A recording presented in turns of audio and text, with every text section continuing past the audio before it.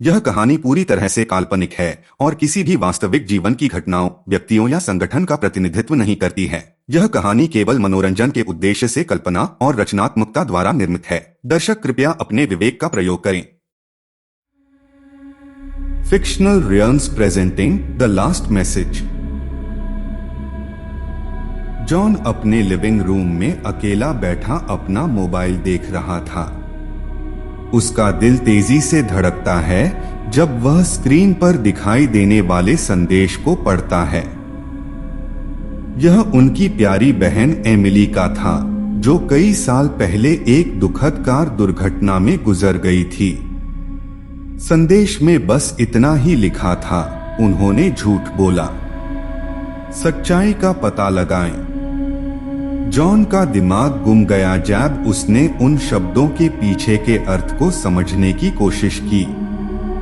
उन्हें हमेशा यह संदेह था कि एमिली की मृत्यु वैसी नहीं थी जैसी कि लग रही थी। हालात बहुत अजीब थे, लेकिन अब इस संदेश ने उनके संदेह की पुष्टि की और सच्चाई को उजागर करने के लिए उनके भीतर एक दृढ़ निश्चय को जगा दिया। तात्कालिकता की भावना के साथ जॉन ने अपनी बहन के अतीत के अंधेरे अंडरबेली में गहरी खोज करते हुए एक खतरनाक यात्रा शुरू की।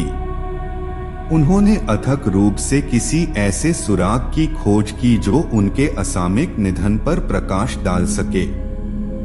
जितना गहरा उसने खोदा, उतना ही उसने छल, विश्वासघात और छिपे हुए रहस्यों का जाल खोजा। जैसे जैसे जॉन अज्ञात में आगे बढ़ा, उसे बेचैनी की बढ़ती भावना महसूस होने लगी। यह ऐसा था जैसे कोई अदृश्य शक्ति उसकी हर हरकत पर नजर रख रही हो, किसी भी क्षण झपटने के लिए तैयार हो।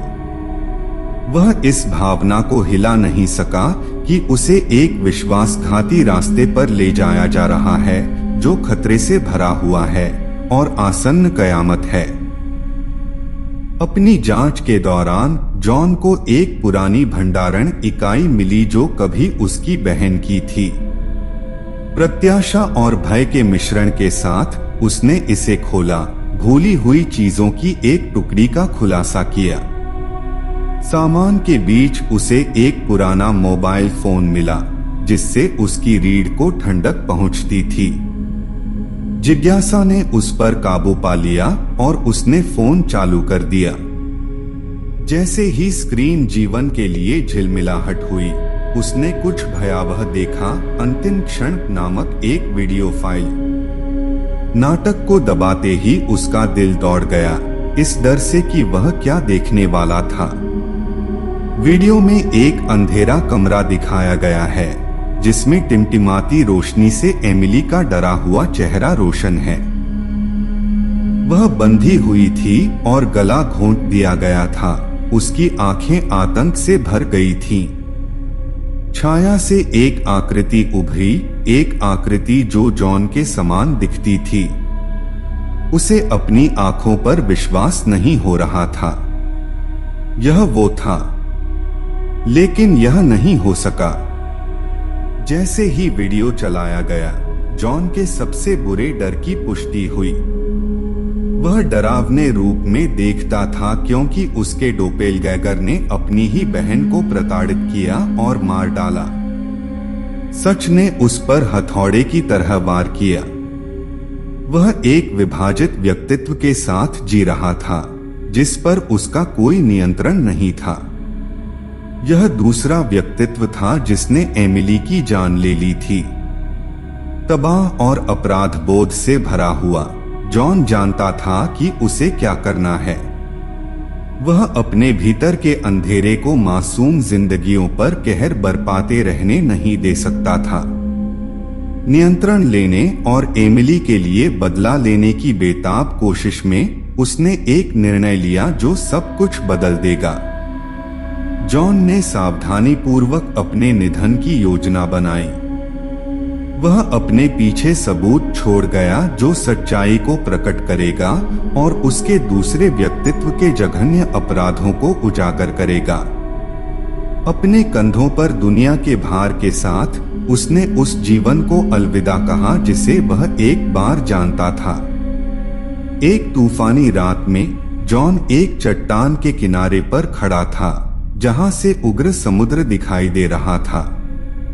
बारिश की बूंदों के साथ मिले हुए आंसू। जब उसने पीछे मुड़कर देखा कि वह अपने पीछे क्या जीवन छोड़ रहा था। अवज्ञा के एक अंतिम कार्य में उसने शून्य में कदम रखा, नीचे के अंधेरे में डूब गया। जॉन की मौत के बाद आखिरकार सच सामने आ ही गया। सबूतों को उसने पीछे छोड़ दिया था, जिससे जांचकर्ताओं को उसके मानस के भीतर छिपी भयावहता का पता चला। दुनिया सदमे में रह गई थी, इस धारणा से जूझ रही थी कि बुराई किसी की अपनी आत्मा में मौजूद हो सकती है। जैसे जैसे जॉन की दुखद यात्रा की कहानी फैलती गई, यह मानव मन की नाजुकता और अंधेरे की गहराई के भीतर रहने वाले द्रुतशीतन अनुस्मारक के रूप में कार्य करता था। यह एक अनुस्मारक था कि कभी कभी हम जिन राक्षसों से डरते हैं, वे ऐसे राक्षस होते हैं जिन्हें हम कभी आते हुए नहीं देखते हैं, भले ही वे हमारे भीतर छिपे हों। और इसलिए किसी प्रियजन का आखिरी संदेश भाई बहनों के बीच अटूट बंधन का एक वसीयतनामा बन गया, जो हमेशा के लिए एक मुड़ और भूतिया कहानी के इतिहास में उकेरा गया था।